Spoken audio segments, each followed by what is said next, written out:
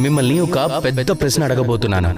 ఈ ప్రపంచంలో అత్యంత సుఖంగా ఉండేవాడు ఎవరు?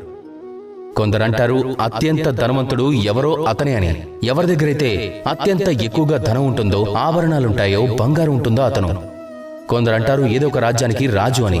ఎందుకంటే అతను శాసనాలు చేయగలడు కాబట్టి. అతని ఆదేశం లేకుండా ఏదీ జరగదు. ఇలాగే మరికొందరు.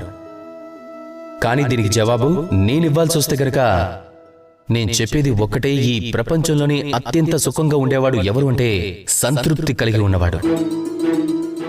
అతని వద్ద సంతృప్తి రూపంలో ధనం ఉంది. అది అతన్ని సుఖంగా ఉంచుతుంది.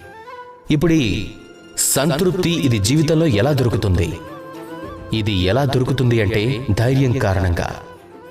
ధైర్యం అనే ఈ భావన అత్యంత శక్తి కలది.